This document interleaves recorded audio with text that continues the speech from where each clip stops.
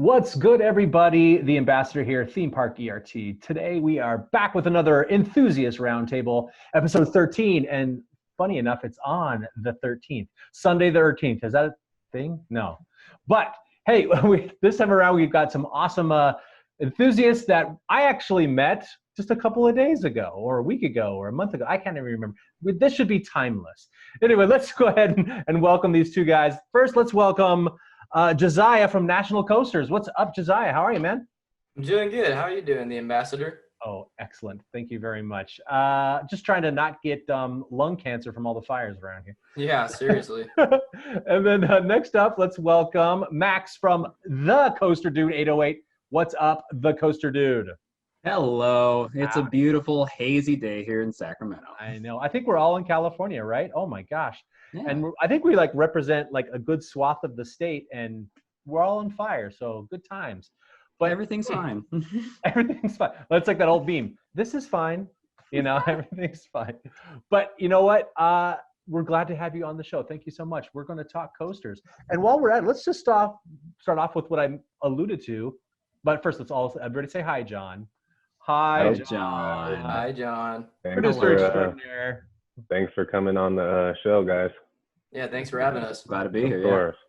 So we all met in Logan, Utah. Just completely random. We all happened to be there at the same time, and we got to ride a little teeny coaster that some people may have heard of. Maybe some of you haven't. It's a little thing called the Axis prototype coaster. The Axis prototype. You have to say it like that. You know, you can't say it any other way. What were you guys' thoughts? I mean, obviously, you've got some great content on both their channels, so everybody check out their Instagrams and their YouTubes to see their cool updates on the coaster. But let's start with you, Max. What did you think leading up to heading to the S&S Worldwide factory? For starters, I was wondering where we were and why we were going there, because it's just in the middle of nowhere. But once we got there, I don't know, like, because it's a brand new coaster model, so really it's hard to kind of expect anything from it. Mm-hmm. But after riding it, it's so weird. I don't know if Josiah can like agree with me on this, but I can't even remember going upside down on that thing. It was just so all over the place that you just couldn't even get your bearings on what was happening, especially after the launch. But yeah, I didn't have too much expectation coming into it, but boy, am I glad that I rode it. Right. Got to experience that. Josiah, what do you think? Yeah, it was a really unique experience. And, you know, people talk about, you know, the launch a lot just because for me personally is my first compressed air launch. But just in general, it was a really solid new ride, and it has a lot of potential, you know, just super smooth, super punchy, you know, had all the great elements of a really good coaster definitely are there. So yeah, I thought it was great. We really enjoyed it. Yeah, you know, and I think that for those maybe who are not in the know, and if you're not in the know, what in the world? Axis has been out for a while. Everybody's been doing this. Anyway, but for those who know, the S&S factory, yes, it is in the middle of nowhere, Logan, Utah, which is the legacy of also aerodynamics was there. It's a weird place that some of the best coasters in the world have been built in Logan, Utah. Just odd, but it's a cool little town. But they're right next to an airport. Now it's not like a major municipal airport. It's just kind of like a little, you know, regional airport type of thing. But they can't build these proof of concepts to full size. So that's why they use the compressed air launch. I mean, they've already got the technology. So they said, well, let's do the proof of concept with the, you know, showing that it can on a curve, you know, do a complete 360 and things like that. So they do the compressed air launch. Because they're trying to have them be a lift hill, right? Yeah, and the concept art, it shows it being a lift hill, which is kind of cool because it's almost like their 4D free spin kind of like type of lift, but you're like looking up the whole time. And so you're like looking at the sky and not at the track. So the track's behind you. So you can't even see the lift hill. And then once you get to the top, it like the chairs like swing back down. The concept art looks cool. Looks really cool. The track's behind you, you're going up. Like, correct. Yeah. Correct. It's very and it flips you over. Upside down. It's like a flexible concept too, because you know, we were sitting like on top of the track, but that idea comes from like an inverted station concept. So they can really do a lot with this model, which is insane, but it just depends on what the park wants, you know? Yeah, and I thought it was so interesting too, because it's like when I was sitting on it before my wife got on, literally you're like this. And so I'm thinking, okay, well, they're probably going to have every seat filled. I don't think that they'll ever. So I don't know if that's going to be an issue with like, I don't know. Do you know what I mean? Like, it's very interesting because I don't imagine it would be able to work. But what if you have a heavy set person and, a lighter person? Can't escape it. What's that going to do? That's the only issue I saw with the ride. But I agree with you, Josiah. Like, it was very smooth. It was disorienting, kind of in the way that, like, obviously this is the company that has modified and took over the patents for the 4D coaster, the Eveningland and X, the X2 and things like that. It's that same concept of it. You're spinning like this, but whereas like the X2 and Eveningland and stuff, it's like a ratchet system, so you can kind of feel those turns. Like you can definitely feel them. This was smooth as butter, and it was very interesting. What were your favorite elements on the ride, Josiah? Well, like I said, a lot of people talk about the launch, and that for me was just super cool in general, just because, my first compressed air launch, all that. But, even just the first inversion or whatever you want to call it, it's super, like you're saying, just buttery smooth. Just there's not a whole lot of roughness or anything there. They did it really well. And what I specifically love about it is, like you said, it's that feeling of, obviously the 4D model has the 4 rails, where it's controlling the spin.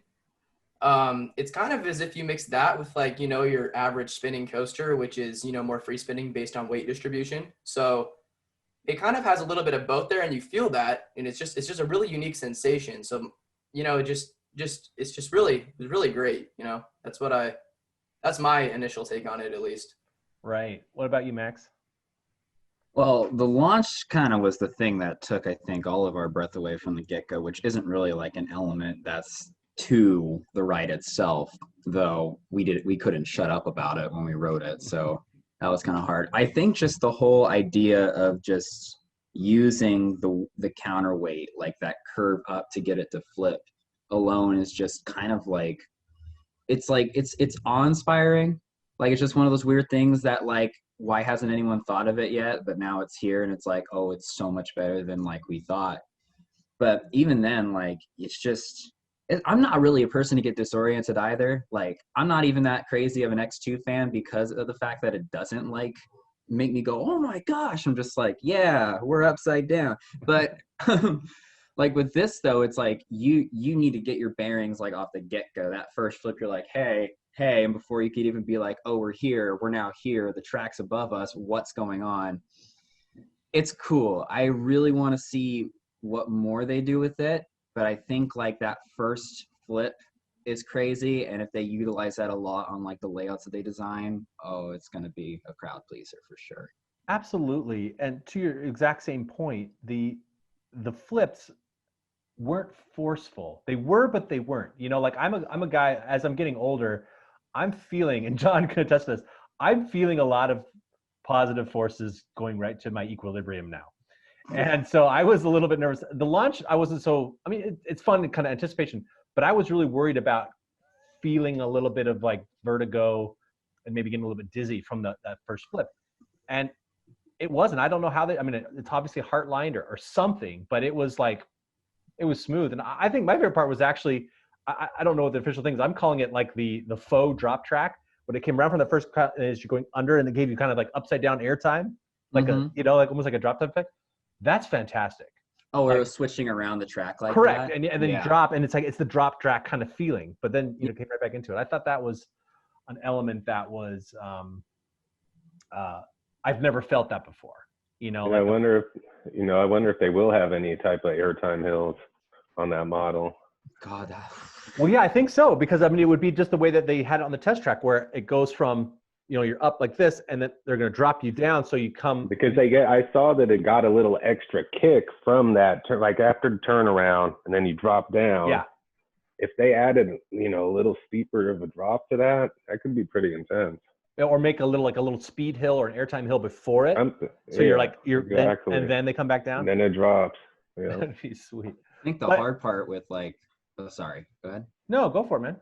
I think the hard part with something like that though too is like with calculating all that, they have to, consider who's riding it and like the weight distribution, like John was saying, and everything. And so it's just one of those things where like they probably want to go like balls to the wall and make something crazy out of it, but then they're like, okay, but what if it's like offset like that? What's going to happen to the spin or the air time per se and the drop? So I'm sure they're a little concerned about that, but also, they know what they're doing.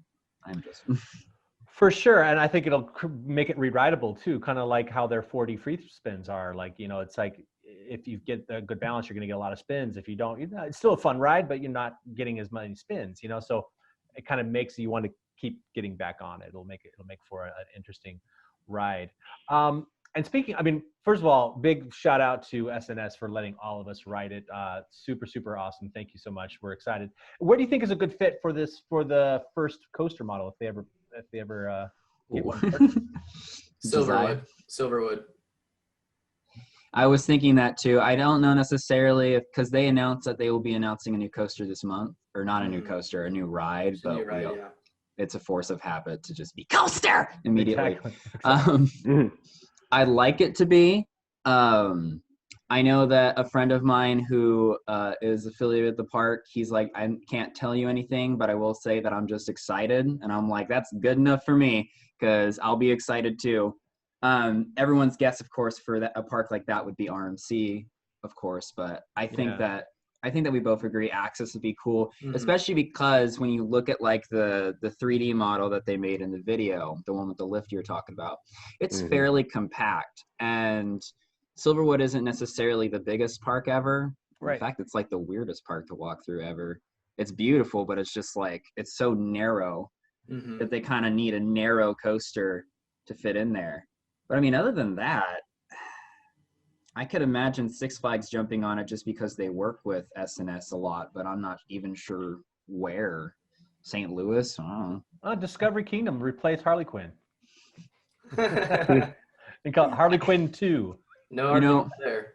I've ridden only 111 coasters, but like I've ridden things like T3 and all that, and Harley Quinn is still at the bottom of my list. It will wasn't never open change. when I was there. Wasn't open. I've ridden it 5 times, and it was 5 too many. So I don't know. Other than I think Silver was a good point. Six Flags St. Louis. I'm trying to think where I would put it. Because I can't imagine they put it in a park with a 4D free spin already, so that kind of knocks out. Yeah. Oh, I'll just go on. I'll just say what I said in another video. Elitch Gardens. Elitch Gardens. You need something. This is true. When all the GP run to an SLC, it's a problem. What's up, John? I was saying SeaWorld's getting a bunch of coasters lately, so maybe it'll go there. San Diego. Maybe it'll go to SeaWorld Park. That's true. I could see it going to a SeaWorld Park. Yeah, I agree with that as well. Or what about Epic Universe? It'll be like the Dracula coaster or something like that. I heard apparently about a new park opening up in Myrtle Beach, and it was discussed that an Axis coaster might be put there, but they had a whole list of different coasters, and I'm like, where are they getting the money to do all that? So who knows? And this fine print at the very bottom says coasters that we'd like to get eventually but don't have money for.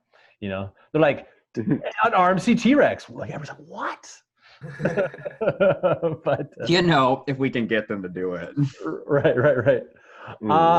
Yeah, so speaking of Epic Universe, what do you think the coaster model there is going to be? It might have just been a placeholder of image that looks like West Coast Racers there, but it may not actually be a premier racing coaster. What do you guys think about that? It depends on how much money they want to spend. If they're going to put in the budget like Universal and parks like that will do. Wait, is Epic Universe Universal? Correct. Yeah. Intamin. Yeah. Intamin, or Mock would be interesting too, but it seems like they got a good deal going with Intamin. We look at Velocicoaster and just how much is going into that with the ride itself and thematics and everything, that it wouldn't surprise me, but at the same time too, I could see them going for a smaller group like S&S or Premier, even if it's not Premier. You know what I mean? Well, to your mention earlier, I kind of feel like a Mock Rides coaster could definitely be a big contender for Epic Universe. So well, they haven't done really a dueling launch coaster, and it seems like that since Intamin and companies like that have to kind of compete on a market with other coasters, they might do the same thing and come up with, you know, a dueling concept as well. exactly. Right. Well, and they already, I mean, Intamin has already shown that concept video of their single rail. That's it's in the dueling as well. So Yeah, that's a good point.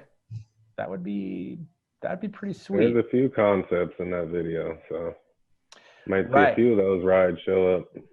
Yeah, I mean, we discussed this in the past. Like, I think that, you know, some people were kind of like, oh, you're not innovating, Intamin, with your new concept rides. But I still think that, you know, it's like Apple and Samsung. I've used this comparison group before, so sorry to those who've watched past episodes. But I think that the new coaster war is not trying to like go bigger and faster and longer, something like that. I think it's taking elements that really RMC really pioneered and pushing them even further.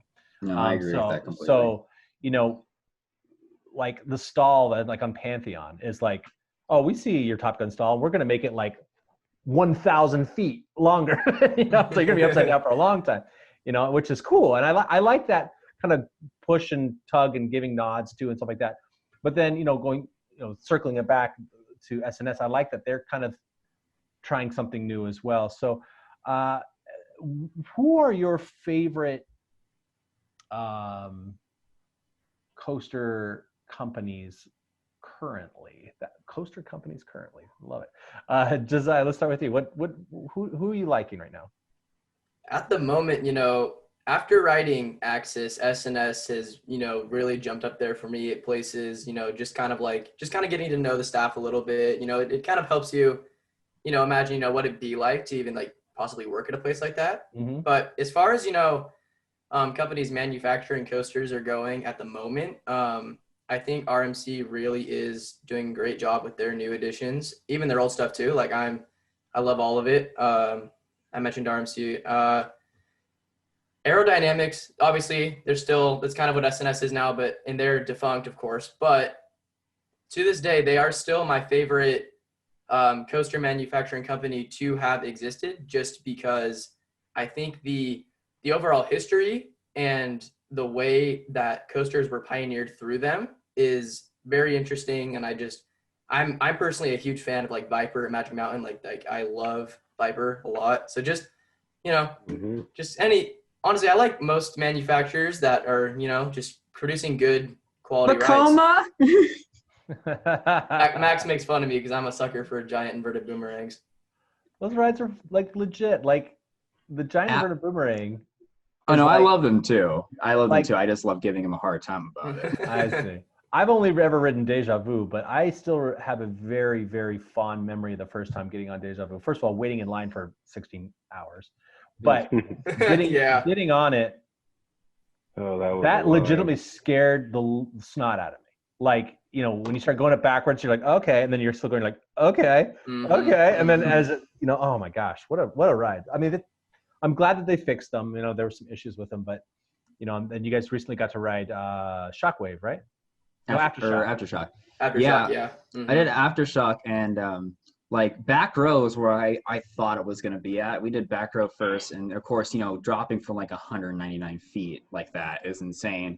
But then we did front row, and I've never experienced free falling off your back like that before, but oh my gosh, like that was, it's the only Vekoma I can say is smooth and intense and enjoyable. Mm-hmm. Hold on, Abyssus. We haven't ridden Abyssus yet. Well, with old Vekoma, new Vekoma.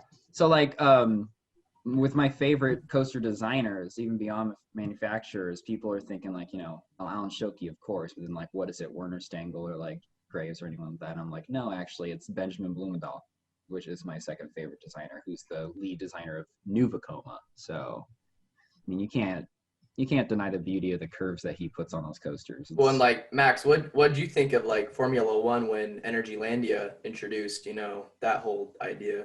The part that gets me with his designs is it's just like this perfect transitioning is more the thing. So like you'll notice coming out of that Immelman, when it curves down, it's just the perfect sweep into the turn. Yeah. And then the corkscrew has the perfect sweep into the turnaround. Like it's just perfectly placed. And I'm just like, how? How do you get like these perfect curves put together? But of course, physics and all that fun jazz. And speaking of just really cool Immelmans, what did you guys think about the Immelman on Cannibal? Hallelujah! Love it. Love it.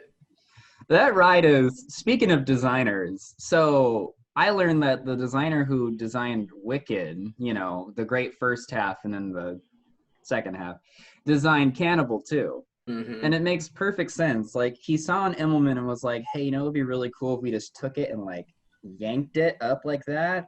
And then just take the dive loop and just squeeze it. Coaster. Yeah, it's pretty amazing that that was an in-house build. It's fantastic, and good for Lagoon. I mean, the history with me and Lagoon is I actually grew up just a couple miles south of there. That's where I was a little kiddo and stuff like that. So I used to go to Lagoon all the time, and it's what it was. And then I moved out to California in the early 2000s, and didn't think much of it. The coaster that they built before I moved was the Bat. My least favorite coaster, but and like so I was like, okay, whatever. And Colossus is fun, and Spider's fun, and they're fun. Roller coaster's fun. It's okay. And then all of a sudden I hear this Cannibal, and I'm like, what the crap? Yeah. And then not only like, okay, I see you, but then people are giving it good reviews, and then it really put Lagoon on the map for enthusiasts, and even the GP now, which is great. I'm like, good for Lagoon. It's a cute, quaint little park, and I'm happy that they got that going for them. So I've got big hopes for Primordial, if that's what it's called. But we'll see. It should be pretty neat. What do you guys think? Well, speaking of Lagoon, another point that I just want to mention would be that, their staff is amazing. Like the people there are great. Like everyone's super friendly, and they were super consistent with dispatching. Like we never waited in a line more than maybe 20 minutes, 15-20 minutes. Like it was Cannibal was is great. Cannibal has hands down the greatest operations I've ever witnessed on a coaster. 100% for sure. Ever. Yep. That line could be going all the way past the Ferris wheel, and people that like guests were coming up behind me and being like, oh, this line's forever. And I turn around and go, oh, honey, it's like 10 minutes long. Don't even trip. Yeah, you get up there in 10 minutes and just be on it. So, well, it was great. You can even just watch it from outside the park. You can see, the train coming out of the thing, doing the drop, and then the second it gets onto the mid-course brake run before the Lagoon roll, the second it hits that mid-course brake run, the other one's up and coming out. Yep. It all comes down, honestly, beyond even like the staff and everything. It comes down to the way that ride is designed, and just like from an enthusiast standpoint, from looking at it from the engineer standpoint and how they did the block systems, I just look at it and I go, oh my gosh, because they can run like 7 cars on that thing. And because they have the loading, unloading, and then it has also, the block there, the elevator systems, the switch, it's all just so timed out perfectly. And I don't know why parks haven't followed that kind of thing from that. But Lagoon, for doing their stuff in-house, like no wonder Bombora and Primordial are in-house. Like they don't want to deal with the manufacturer again. They got it figured out. Oh yeah, big time. And I look forward to El Toro Ryan's video about the block system on that ride. So El Toro Ryan, let's get on it. Look, Cannibal's next. But, please. For sure. So what's coming up on both of your channels? Like what is the future for National Coasters? Like what do you got coming up? So as you know, we just went to Utah, Max and I together, and we had 2 other enthusiasts with us, Mark from Coaster Dash and my friend James, who just started a coaster channel himself.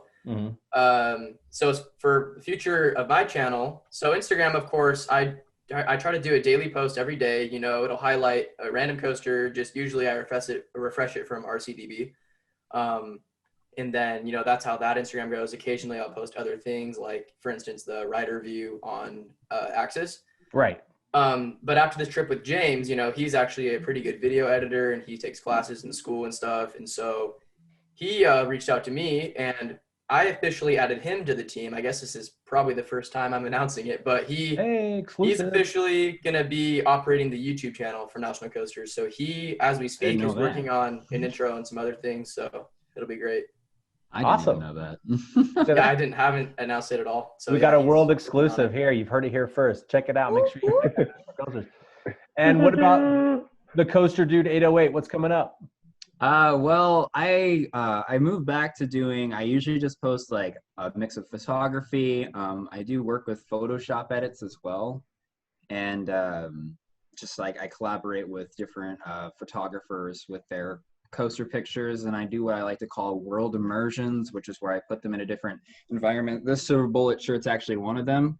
I put on a t-shirt, but I know, not to shamelessly promote myself there, but buy my merch. I'm kidding. Buy his merch.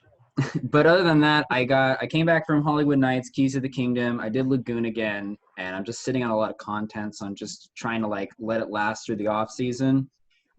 If all goes well, because I'm starting a new job tomorrow, but if all goes well for my birthday in November, we should be going to Silver Dollar City for 2 days. So I'll be able to pick up some more there, but I usually just stick to Instagram. I have a YouTube channel under the same alias, but the problem is my dedication to making these videos is a lot different from my dedication to taking and editing photography. And usually if I make a video, Josiah knows, I make these dumb little skits that I put on my account on Instagram that are just different random things that are going on in the community, like the whole Orion not being a Giga thing and having Kings Island fanboys crying in their sleep, like that kind of stuff. It's prime content, but other than that, it's just I just keep pushing the photography because I like doing that, and hopefully as I keep going I'll get better and I'll be able to produce better content. But that's really all it is until next summer season when we can start going to more parks and getting more content. Got it. Well, let's get a little personal then. Let's see what started their journeys as enthusiasts. Like, what was that moment that created that spark? We can go back to you, Max. What was that? Either the first coaster or just the first time you have a memory? So this is weird, but I remember playing like Roller Coaster Tycoon at like 7 years old. So like 2004, 2003, like when that game was out on my dad's computer. And I like to say that I've always been mesmerized by the engineering and the marvel of like the sheer size and motion of these things. But I used to be deathly terrified. Like my dad couldn't get me to go on Big Thunder Mountain. And it came down to just over the course of time, I would ride these coasters. My first big coaster was the Giant Dipper at the Beach Boardwalk. Mm-hmm. And that is still like one of my favorites to this day in my heart. And like, even at times I went and did California Screamin', and then it's like an obsessive thing. Cause then after that I did like 75 times in 4 days. It's ugly. But it took till 2019 to actually become an enthusiast. And it was on the Joker at Discovery Kingdom. And so that was in March of last year. I only had 12 credits and now I'm obsessed, and it's 2020 and I have 111 credits. And I've ridden the Joker over 340 times in that time frame. So awesome. I just kind of relapsed. Were you there with him, Mark? That's where we met. We bet I was up there. I think it was December 20. It was like holiday in the parkish. Yeah, it was right before New Year's, and I'm up there and I'm riding, and I had my little kiddo with me, so my wife and I did a parent swap. So I'm just riding by myself, and no, I remember I rode with some little kid who was kind of scared, so I was kind of like, "That's cool." And then in the back, I'm hearing this guy who was like just dropping like trim brakes and Top Gun stalls and like basically lingo. And I'm like, oh, we got a Thuzy behind us. Yeah. Right. He was sitting next to some girl, and I was like, oh, he's just trying to impress some girl. He's just probably some girl. And then it turns out, I just turned around and I said, hey, so are you enthusiast? He's like, yeah, I am. Oh, cool. Nice to meet you. And we chatted, and then it was kind of like a little click, like, wait, you're, oh, hey, cool. Nice to meet you, man. Actually, if it's a girl, that might be my supervisor. It was a supervisor. Yeah, well, she was our lead for Superman. I think what happened was we got off early that day because we did extra training. Because if I remember, that was the day I might have been wearing a Flash hoodie. I can't remember. But all I knew is that she wanted me to ride Wonder Woman in 40 degrees with a 73-mile-an-hour wind chill. And I'm like, hey, no, I'm wearing a t-shirt. That's not happening. But yeah, I remember that day. Usually we can find each other through that sense and the vocabulary and just be like, it's always fun. It's always fun. Yeah. And then, so that was the moment that just 2019 is what really kind of sparked you then, huh? Yeah, I've only been on one inversion before that, which is the loop on California Stream. And so to do 3 new inversions and just a ride that I've been looking forward to, because I rode Roar back in the day. I actually was able to do that once. And now I come back and because I watched a video of Steel Vengeance and I'm like, what the hell is this? Like, I've never seen this before in my life. And my friend's like, oh, it's RMC. There's one at Discovery Kingdom. You want to go? I'm like, yeah. And after that, well, here I am. Excellent. Hey, thanks for sharing that, man. Appreciate it. Josiah, what started it for you? Well, my story is a little different. So, you know, as a kid, I've always been kind of into things, you know, more enforcing adrenaline. But my kind of thing is I enjoy controlled adrenaline, if that makes sense to you. So something maybe like skydiving would be a little kind of like genuinely scary to me. Whereas, you know, roller coasters are always under the impression that, you know, they're dangerous and things can always go wrong. But in reality, they're really some of the safest things out there. So what it started for me is I had a friend from elementary school, and this was back in 2016, and he had invited me to go to Six Flags Magic Mountain. And, you know, of course I said, okay, you know, let's go try it out, whatever. But the day before we were supposed to go, I went skating and I broke my arm. And so this next day I had this super nasty cast, you know, just big, bulky, gross thing on my left arm. And we ended up going anyways. But if you guys don't know, you know, Six Flags has policies where some of their coasters don't allow casts or things like that on their rides. So we get there and it's me, my buddy, and one other friend. And we started out on the park. We made a left, you know, not towards Full Throttle, but the other way towards Viper. And that's, you know, kind of on the way up to Tatsu and all those things. So we stopped at Viper. And this, besides California Screamin', like Max said, that was probably my first legit coaster. Besides that, my love of coasters came from this day at Magic Mountain where we first rode Viper. And, you know, you're 188 feet in the air. And I was scared, like, beyond anything. I'm pretty sure I was probably crying next to my friends. Like, I was terrified. We got off this thing. I was pretty phased, you know, it took me a little bit. And the rest of that day, I was able to ride Tatsu and Drop of Doom, but every other coaster I couldn't ride because of my cast. So, of course, the cast thing made it, you know, kind of a more, you know, maybe not enjoyable experience necessarily. But I came back with the same friend when my arm was healed, maybe 6 months later. And I would say my spark was the first ride I had on X2. This is what got me really wondering, you know, who created this, why, how this happened. This is amazing. We went to the park that day, and when we first got there, it was temporarily down. And I'd asked my friend, I said, hey, you know, what is that coaster over there? What is that? He's like, oh, that's X2. It's super rough and janky. You don't want to ride it. It sucks. But it opened later in the day, and I said, you know what, man, it looks cool to me. I'm gonna go try it. I'll meet up with you some other time. So I walked over there by myself. I got on front row, inside seat, all the way to the top. And luckily my first ride, I had the music, the flames. I even had the fog, believe it or not. Nice, and it's working. I was at the very top, and this thing, I was an enthusiast. I had no idea that, you know, the seats rotate on, you know, around the track, and this thing's going backwards on the pre-drop, and I thought it was broken. I was like, dude, I'm falling out of my seat. I was like, I was screaming for my life, and, you know, it goes over the second dip, throws you forward, and I'm skydiving, and I'm screaming, right? Like, I'm terrified. This is not a roller coaster, you know, like, this is not a normal thing. So, you know, you go into the, you know, huge inside Raven turn, blah, blah, blah, backflips, you know, whatever. Ride finishes. I get off. I remember specifically, you come out of the station and you walk down those stairs to the left where you get the photos. I sat down on the wall next to those photos, and I sat there for 10 good minutes, and I just sat. Like, I was so phased. And I found this friend later, and I was like, dude, you're tripping, man. Like, that is the coolest thing I've ever done. Yeah. And ever since then, I've been doing my thing. You've been chasing that dragon ever since. Never since. X2 started it all. So thank you, Alan Schilke. That was amazing. Absolutely. So do you have on your bucket list then Dinoconda and Egenica? Dinoconda maybe is not as much just because it seems like kind of a hard place to get to, but Egenica for sure. And while I'm over there, my number one bucket list coaster at the moment is Dododampa. That is my current number one bucket list coaster, just because I wanna feel that force, you know? Like I love the engineering of coasters and everything, like Max likes, like it's amazing, but just you know, the sheer adrenaline that some of these coasters can make you feel is just it's purely insane. And I want to experience the world's fastest accelerating launch. Oh gosh, yeah. Yeah, I mean, you got a little taste of the air launch, and now you're just like, let's take it all the way. That's what I'm saying. You know, let's go do this thing.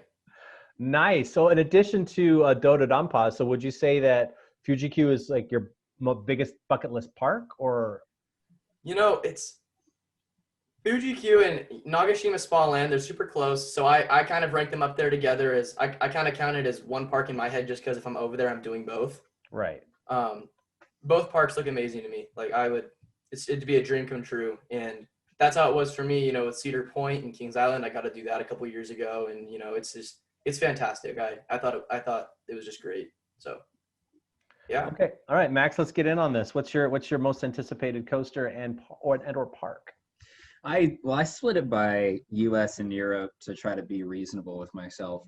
You know, like, I mean, eventually I want to like move to Europe. So at that point in time, I can adjust my thing. If we're talking like Europe and the rest of the world, Terran is my most sought out, just because of the theming and the whole just atmosphere and the ride itself. But up until recently, in the US, it was Steel Vengeance, because my favorite manufacturer is RMC. So I'm like, okay, well, like this has to be the ride. And I just been kind of waiting. And then Busch Gardens Tampa announced that Iron Gwazi was going to be a thing. And I watched the test runs and only thought to myself was, yep, that's it. That's what I got right. Because to me, it looks like twice the height of Railblazer with the same exact pacing. And I love Railblazer to death. So I'm like, oh, yes. So, in fact, the reason why my hair's so long anyways is because I promised myself I wouldn't cut it till I rode Iron Gwazi. So we'll see how nice. long Well, it hopefully gets. it opens. Hopefully it opens. So you still haven't got Steel Vengeance yet? No, in fact, even before being an enthusiast, like I remember watching music videos of like Cedar Point and gawking over that place and everything. And I've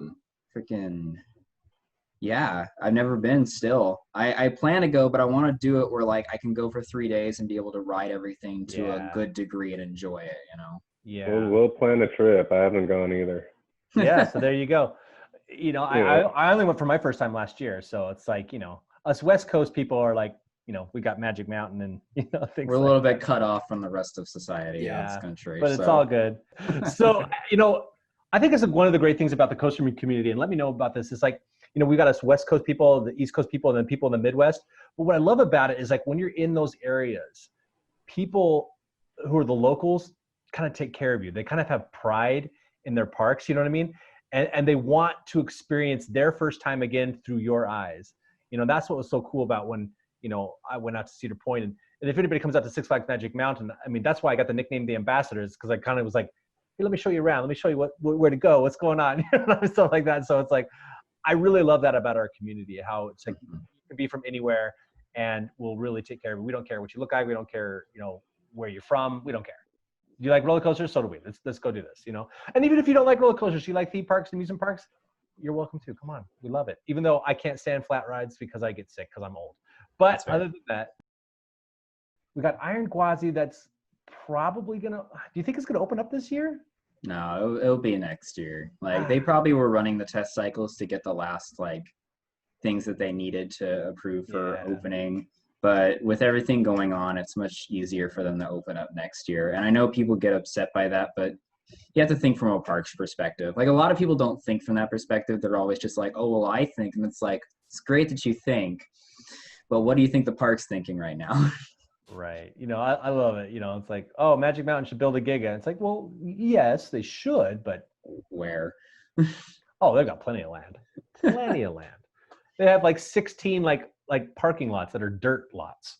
I like hearing people's answers. I had one dude say that they should get rid of Escape from Krypton and put the lift hill on that section and then just have it drop off that point. I'm like, oh, so where's it gonna go?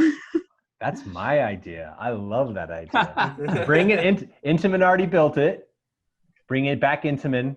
Intamin needs to redeem itself again. You know, we've got a lot of B&Ms taking the Giga crowns again.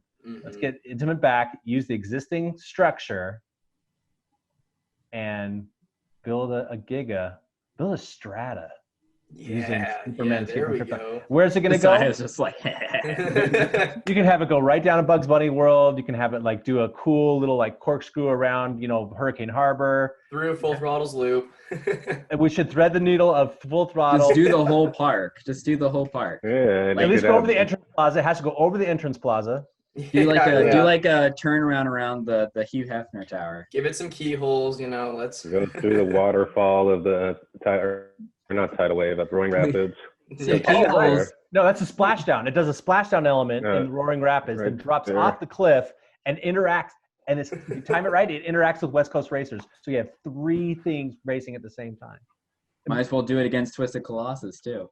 Yeah, I mean, we might as well. Let's just make it a dueling Giga. Or a quadruple launch Strata. You know, a Mobius loop Giga. Yes. This makes me think of like all those Planet Coaster No Limits 2 creations. Of, Oh dear. 500-foot RMCT wreck. It'll look like the Saudi Arabia coaster. Oh yeah. Oh man. At Qiddiya. Oh my. Right. With the unreasonable lift hill. Exactly. Yeah, it's a floating lift hill. I love it. I mean, Intamin's dangerous enough to do it.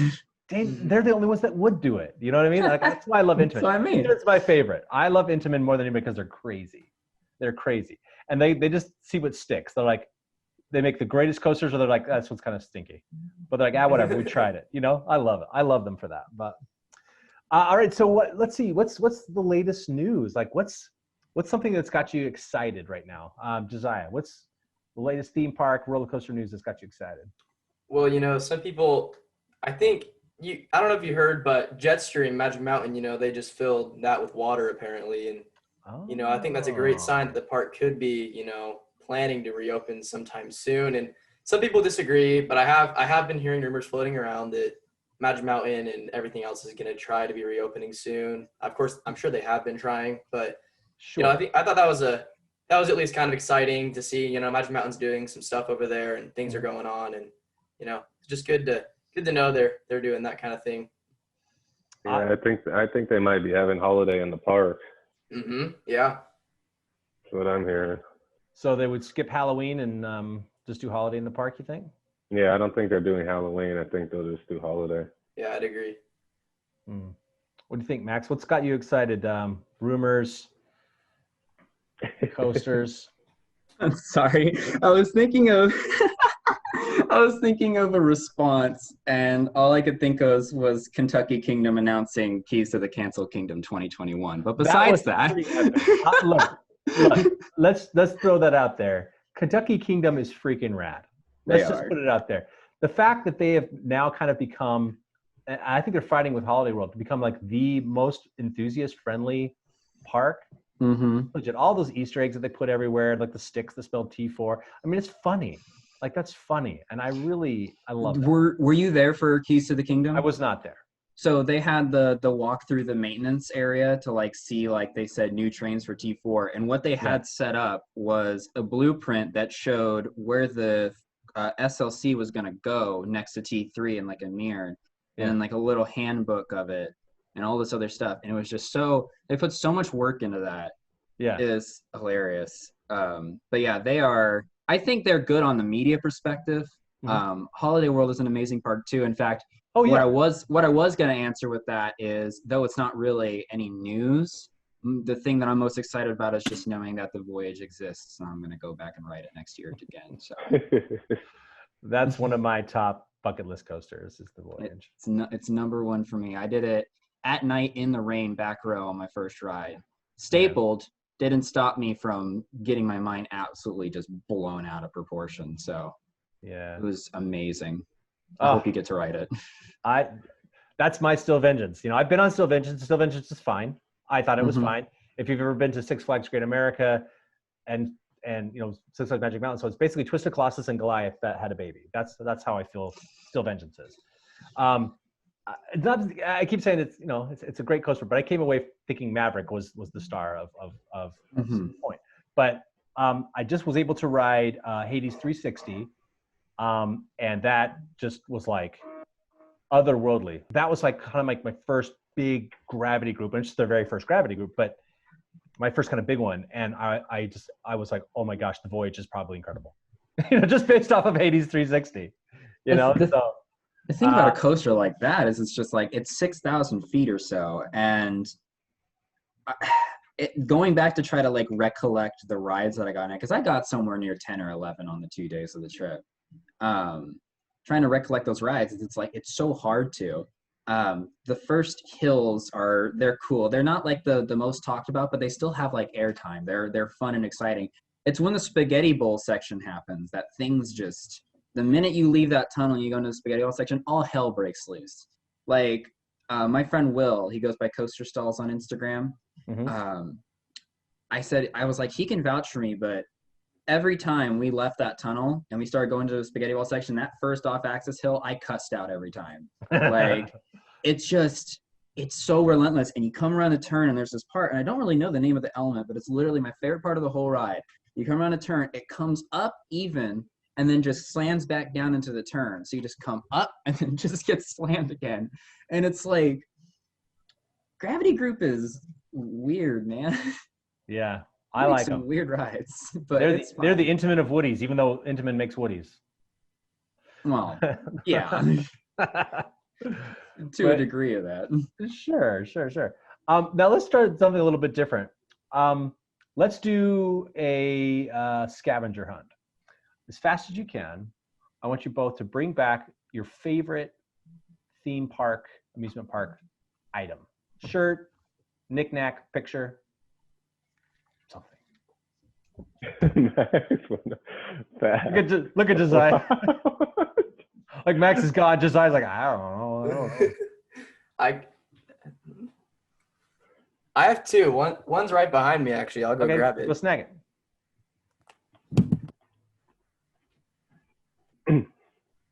I brought two. No problem.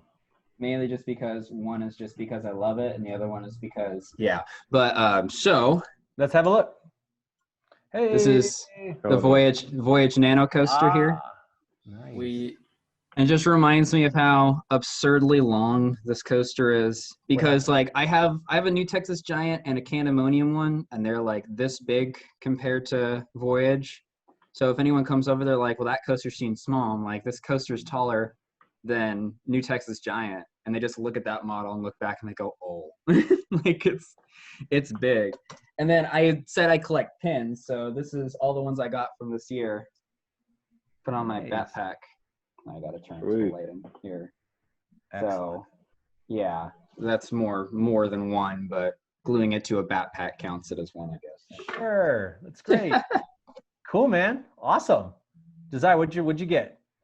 I got a couple of things too. So first, Max has his Coaster Dynamics mini model, but I have one as well. I got Cyclone, and I just keep that on top of my monitor, so that's pretty cool. But my favorite thing I have is actually this Six Flags wall hanger. Oh, that's so cool. Oh, that's X2. Yeah, and you got the flames going in the back, and then it's got the whole logo and everything going on. That's sweet. It's like 3D. Are the flags like a 3D type thing? Yeah. Look at that. Yeah. That's sweet. It's pretty cool. I like this one. I actually built it in freshman year of high school. So. Oh, so you built that? I thought I was going to say where did that come from? Yeah, so I built it out of wood. The school had a laser cutter, and it had a wood printer. If you've ever heard of that, so I thought, hey, I'm gonna make something cool. So I built this, painted it, and hung it up on my wall. Looks like John's come back with something cool. What we got, John? Oh, this just came in the mail. I don't know if you can tell what coaster. Dueling Dragons. Dueling Dragons, yeah. Oh, have fun building that. Yeah, that'll be interesting. That's why it's still in here. It actually didn't just come. It came about like a month ago. You've just been putting it off. I'm putting it off. I got the Lego one in the mail too. Oh, nice. So The that was that's- Lego sweet. roller coaster.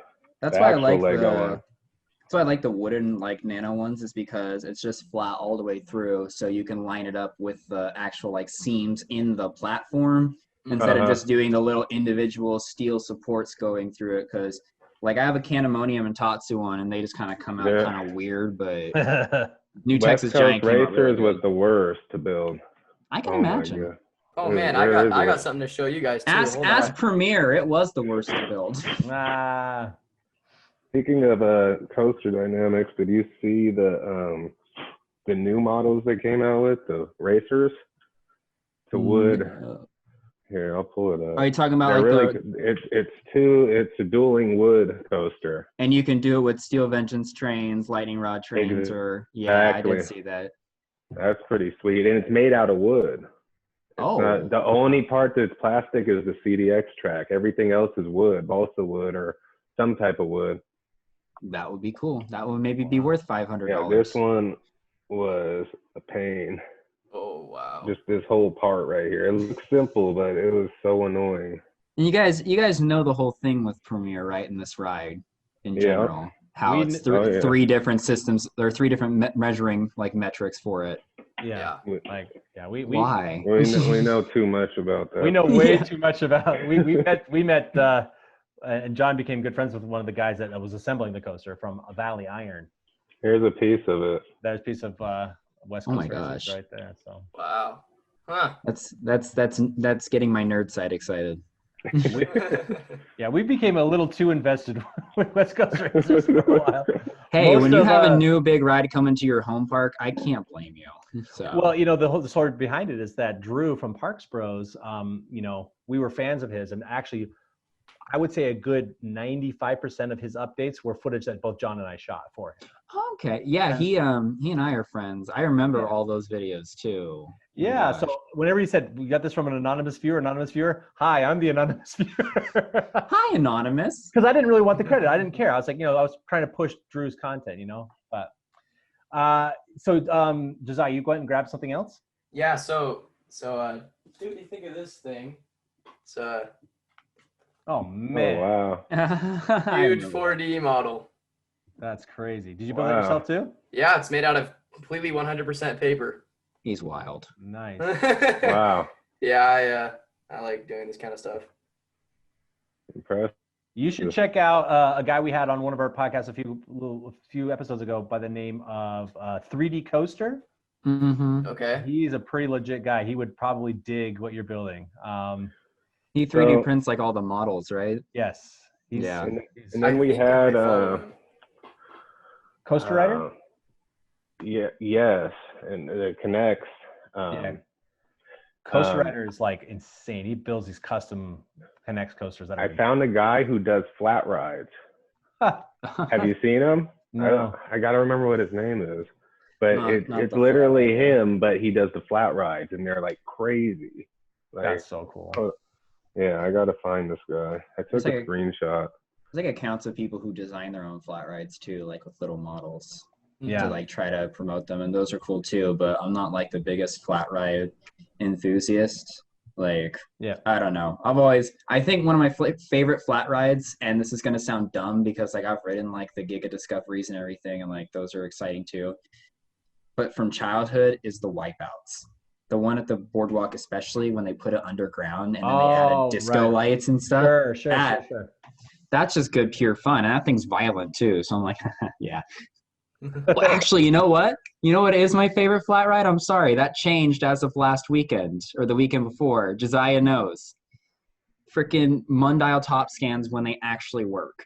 Not the one at Knott's. I'm talking Yep. about Samurai at I Lagoon. was gonna say Samurai. you sit on the edge seat of that thing, and I gotta tell you, I've never felt more abused by a ride in my life, but I loved every second of it.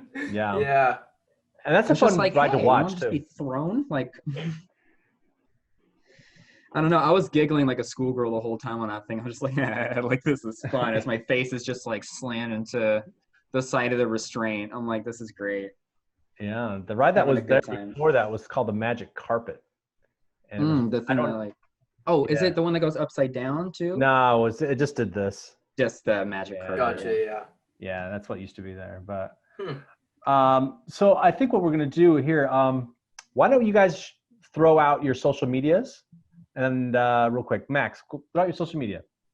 So my Instagram is TheCoasterDude808. It's really the main one I run. I also have my coaster family, Twisted Steel Crew. I don't post much on there, but it exists. And then YouTube is also TheCoasterDude808. And yeah, you can just message me there. I have a personal account. If you really want to get to know me, then just hit me up on Coaster Dude, and I can send you it. But I mean, I'm not that friendly, just a little bit. Josiah. And you can find my Instagram. It's national_coasters. And then YouTube now, run by James, is National Space Coasters. So that's about my 2 platforms. Awesome. And we're going to do a new thing. John and I came up with this kind of this cool idea that we want to do to end out the show. Obviously, these roundtables are to promote you guys. John and I are just here to kind of keep the conversation going, but we're really here to promote you and promote these channels and these Instagram accounts and things like that we enjoy watching, and we want people, drive people to your content and to your channels. So I think what we'd like to do is kind of pay it forward that way. So I would like you to both say what your favorite channel is that might be a lesser known channel, and then I want you to nominate the next enthusiast to come on to the next roundtable. Oh. So go ahead, Josiah. All right, I think you guys need to go check out Coaster Dash. My friend Mark, we just went to Utah. That's his YouTube channel. And I nominate him to be on the next roundtable with you guys. So that would be Mark, my nomination. You've been called out. Hit us up on Instagram, theme_park _ERT. Let John know. All right. The Coaster Dude 808. Who do you think people should be watching, and who do you nominate? So he has an Instagram account, and I brought up his name before, but he's been my best friend in the community. I met him in the Line 4 Railblazer, and we've been best friends ever since. His name's Will, and he goes by coaster.stalls, and he is an absolutely underrated photographer, and it pisses me off that he doesn't get more appreciation for what he does. So I definitely want to give him that attention. Like, people need to go look at his photos, because it's just coasters in the raw. It isn't over editing. It isn't any special angles or any stuff like that. It's just coasters, and it's good content. I don't know if he's been on the show, the person that I want to nominate, but I want to nominate Izzy, Coasterlocity. Okay. So the reason why is because he loves to talk about coasters. Like, he will talk about coasters. And I feel like he'd be a great person to have on the show, because he's got good opinions, but he just also knows how to have a conversation. So I think you guys would enjoy him a lot. And the ambassador. Yes. Can I change my nomination? I want to shout out Mark, but can I change the nomination? Go for it.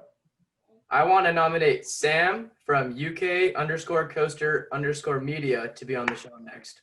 All Sam, right. Really good guy. He's awesome. He lives in the UK. He goes Alton Towers all the time. He's super great guy, super friendly. I think you guys would love to have him on the show. Great. Hey, if you guys are watching, hit them up. Fans of their channels, hit them up. Let them know that we would like them on the next show. Hit us up on, you need to do themeparkert@gmail, or check us out on Instagram at theme_park_ERT at the Instagram. Cool. Well, thank you so much, guys. It's been a pleasure to have you on episode 13. Hopefully it's not unlucky. I don't believe in that bull crap. I think 13 is a great number. But we'd love to go check out these guys. Check out National Coaster. Check out the Coaster Dude 808. And as always, on behalf of the Coaster Dude 808, National Coasters, John Days Blaze, and me, the ambassador, this has been your Theme Park ERT.